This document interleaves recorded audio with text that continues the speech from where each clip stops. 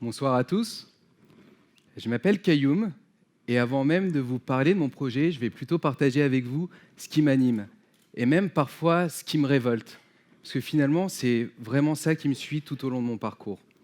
Alors, dans ma vie, j'ai eu la chance de connaître deux univers qui avaient absolument rien à voir. J'ai grandi à Paris, dans le 19e, rue de la Solidarité, dans une cité. Et j'ai étudié au lycée Louis-le-Grand, puis à Centrale Paris. Quand je suis arrivé en dernière année en école, je me suis posé une question. Je me suis demandé pourquoi moi, Kayoum, je n'avais pas été victime du déterminisme social. Et la réponse sont mes parents. Je l'ai cherché longtemps, cette réponse. Mais ce sont mes parents. Ce sont mes parents qui m'ont donné accès à l'information. Ce sont mes parents qui m'ont permis de toujours me projeter dans ça. Ce sont mes parents, grâce à qui je ne me suis jamais dit que je n'avais pas ma place là-bas.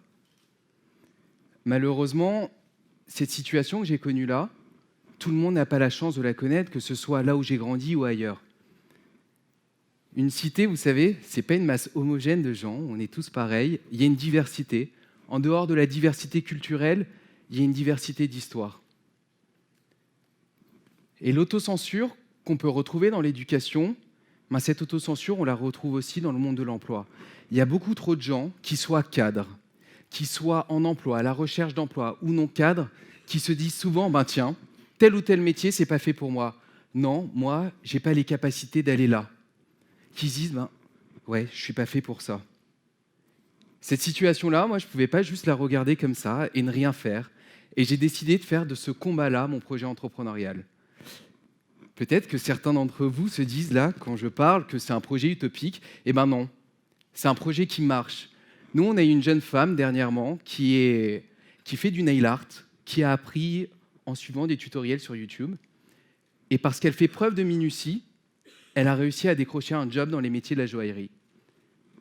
Donc c'est ce qu'on fait chez Wire. On révèle des talents insoupçonnés, des gens qui vont avoir les compétences que des employeurs n'auraient pas pu déceler. Et on fait ça pour que ces employeurs-là, justement, puissent recruter des profils auxquels elles ne s'attendaient pas nécessairement. C'est une solution qui s'adresse à la fois à des cadres, à des non-cadres, à des publics soi-disant éloignés de l'emploi. C'est une solution qui est tout simplement inclusive. Alors, pour vous raconter mon projet sur une note un peu moins dramatique, parce que j'aime bien aussi faire rire les gens et m'amuser avec les gens, je vais vous proposer de jouer à un jeu. Je tiens cet élément entre les mains et vous, public, vous allez avoir moins de 5 secondes pour me trouver l'élément posé sur le tabouret. Alors, je vous les montre. Qui se superpose le mieux, qui matche le mieux avec celui que je vous ai montré en premier.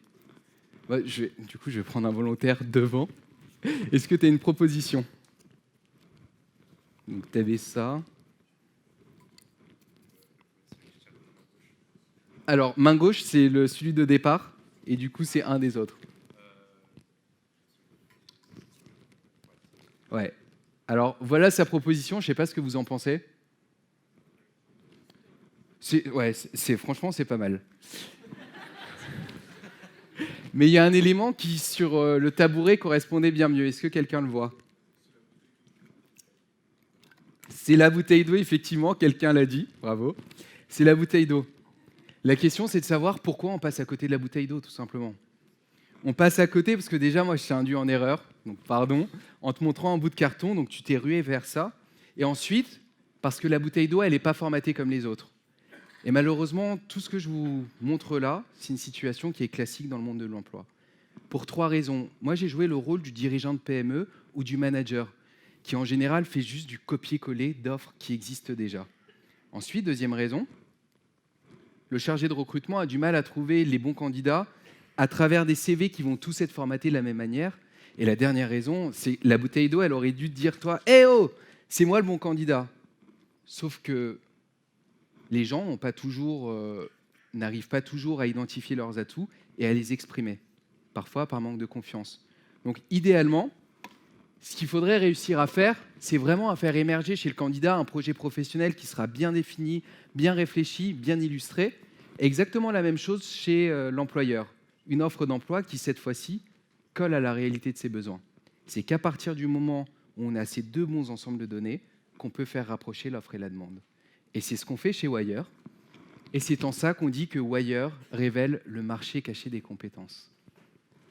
Alors, cette problématique-là, il y a 2 ans, j'ai rencontré mon super associé Hugo, qui partageait exactement la même. Alors, Hugo, il faut savoir on avait 2 approches totalement différentes. Lui, il était beaucoup plus tech, moi, j'étais plus dans l'humain. Et pourtant, ça a été le coup de foudre entrepreneurial entre nous. On a participé au premier challenge innovation de Pôle emploi qu'on a remporté en novembre 2015. Et après ça, on est allé sur le terrain. On est allé comprendre les problématiques de nos bénéficiaires. Mars 2016, date importante, c'est le moment où on a pu tester notre site pour la première fois. Pendant notre accompagnement chez Pôle emploi, on avait 18 demandeurs d'emploi qui allaient enfin tester notre site. Et là, ça a été la grosse claque. Vous pouvez rire, maintenant on en rit parce qu'on a digéré le truc, mais ça a vraiment été la grosse claque, parce que notre solution, elle était à côté de la plaque. En fait, on avait conçu une solution qui ne répondait pas à l'attente de nos bénéficiaires. On était tombé dans un travers dans lequel nous, on s'était juré de ne pas tomber. On avait fait sans nos bénéficiaires sur la solution. Et du coup, on est reparti en croisade avec encore plus d'humilité et on s'est dit qu'on ne sortirait pas de plateforme tant qu'on n'était pas sûr de répondre aux besoins de nos bénéficiaires et que ça prendrait le temps qu'il faudrait que ça prenne. Sur notre parcours, on a fait une super belle rencontre. On a rencontré Elisabeth Gara, qui est une chargée d'insertion professionnelle, qui nous a offert notre premier terrain d'expérimentation. En fait, il y avait 120 jeunes de mission locale qui allaient pouvoir tester à la main tout ce qu'on avait envie de faire avec eux. Pour nous, c'était aussi l'occasion de pouvoir observer toutes les pratiques des chargés d'insertion et toutes les pratiques des jeunes qu'on suivait à ce moment-là. L'enjeu derrière tout ça, c'est de se dire comment Wire peut rendre toutes ces actions qui sont locales et qualitatives, quantitatives grâce au numérique. Comment, tout simplement, on pouvait servir de l'innovation technologique au service de l'innovation sociale. Ça, pour y parvenir, on ne l'a pas fait seul. On a eu plein de bonnes nouvelles à partir de septembre 2016. On a eu Orange qui nous a hébergés pendant 1 an. On a été lauréat du prix Gabriel Live for Good, ce qui nous a donné 1 an d'incubation à La Ruche et des conseils d'un super mentor, Jean-Philippe Courtois, qui est un haut dirigeant de Microsoft et qui prenait du temps pour nous tous les samedis. On a eu un chercheur en sociologie, Christophe Blanchard, qui lui est un peu le garant de l'éthique du projet. Et on a aussi eu notre premier client, EDF. Toutes ces belles rencontres, elles nous ont permis d'orienter et de faire de Wire ce que c'est aujourd'hui. Concrètement, aujourd'hui, chez Wire, on révèle le potentiel caché des gens pour qu'on ait des entreprises qui puissent recruter des profils auxquels elles ne s'attendaient pas. Et ça se présente sous la forme d'une plateforme, une sorte de LinkedIn, mais de LinkedIn qui fait sortir les gens de leur case, qui fait émerger des infos atypiques comme le nail art. Pour faire concret, aujourd'hui, on veut offrir à des employeurs toutes les informations qui vont vous permettre de prendre une décision éclairée. L'idée, ce n'est pas d'avoir quelqu'un qui arrive et qui vous dit « je suis super motivé par ». C'est par exemple si Anthony recherche le futur présentateur des Diversity Days, peut-être que moi je peux postuler, peut-être que vous aussi. Le seul truc, c'est que moi je pourrais dire tiens, je suis le bon parce que je connais la scène, je suis le bon parce que j'ai déjà pris la parole en public, je suis le bon parce que j'ai été coaché par Emmanuel Chila qui m'a appris à rebondir sur les remarques des animateurs et à reposer de bonnes questions. Et voilà. Donc en fait, je vais pouvoir traduire tout ça.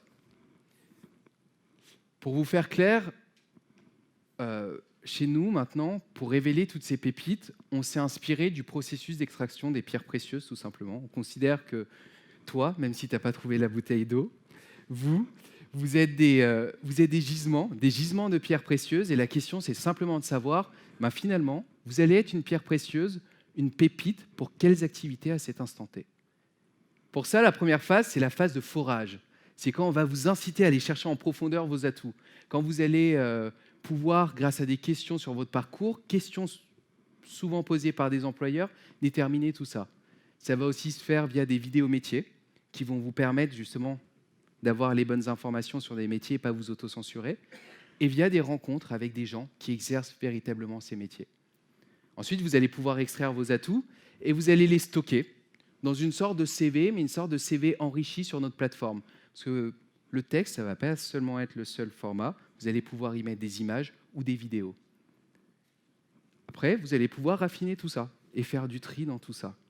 Et la question, une fois que vous aurez fait ce tri, vous saurez quel est votre projet professionnel et vous pourrez le mettre en lumière auprès d'employeurs que nous, on va vous recommander. Voilà ce qu'on fait chez Wire. Aujourd'hui, on est en train de consolider le site et pour ça, on va avoir besoin d'entreprises, des entreprises qui veulent valoriser leur métier autrement, via des vidéos métiers ou via des ambassadeurs. Donc je sais qu'il y a des DRH. Premier appel. Deuxième chose, c'est si vous êtes des professionnels et que vous avez envie de parler de vos métiers, n'hésitez pas à venir me voir.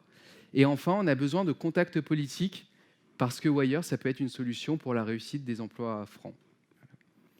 Alors, juste avant de vous quitter, je vais vous poser une dernière question. Là, vous avez le droit d'interagir, de lever la main. Qui parmi vous connaît Arcade Fire? OK. Qui parmi vous connaît Kerry James? Il y en a plus. Et qui parmi vous connaît Mary Benary?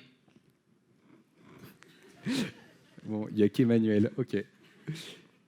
Alors, vous voyez, on n'a pas tous les mêmes références. Et là, on va avoir deux choix qui se présentent à nous. Soit vous regardez vos voisins, avec qui vous ne partagez pas les mêmes références, et vous vous servez de ça pour l'exclure. Soit vous vous dites que, tiens, c'est super, c'est une opportunité de partage. Et pour moi, la diversité, c'est ça. La diversité, ce n'est pas un prétexte à l'exclusion. La diversité, c'est véritablement une opportunité de partage. Malheureusement, dans le monde de l'emploi, ce n'est pas souvent le cas. Et pourtant, ça devrait l'être. Et le plus bel exemple que je peux vous raconter, c'est ma rencontre avec mon associé. Hugo et moi, on a deux parcours totalement différents. Lui, c'est un autodidacte. Il a fait 3 ans de philo. Pendant 1 an, il a entamé un tour du monde. Et ensuite, il est rentré à l'école, dans l'école 42, l'école de développeurs de Xavier Niel. Sur le papier, il n'y avait rien qui faisait qu'on devait travailler ensemble. Et pourtant, Wire, je suis le seul sur scène aujourd'hui, mais Wire ne serait pas Wire sans Hugo. Je sais que tu es là. Et notre rencontre, c'est le type de rencontre qu'on veut que tout employeur et que tout candidat puisse vivre. En fait, on considère qu'aujourd'hui, vous êtes tous des voyageurs qui allez embarquer dans des trains. Ce sont les entreprises dans lesquelles vous naviguez pendant un temps. Le seul problème, c'est que le ticket d'entrée, aujourd'hui, c'est principalement le diplôme. Chez Wire, on a envie de changer ça. On a envie de faire en sorte que le ticket d'entrée, ce soit votre personne dans toute sa complexité, votre personne dans toute sa diversité. Parce que la diversité, ce n'est pas juste une diversité de couleurs, de religion, de je ne sais quoi. La diversité, dans la définition que je m'en fais, c'est quand, dans un environnement donné, on introduit un élément extérieur auquel les gens n'avaient pas l'habitude de se confronter. Et du coup, si on arrive à changer ça, on sera sûr de faire en sorte que les futurs trains qui partent prennent le départ sans jamais laisser personne à quai. Je vous remercie.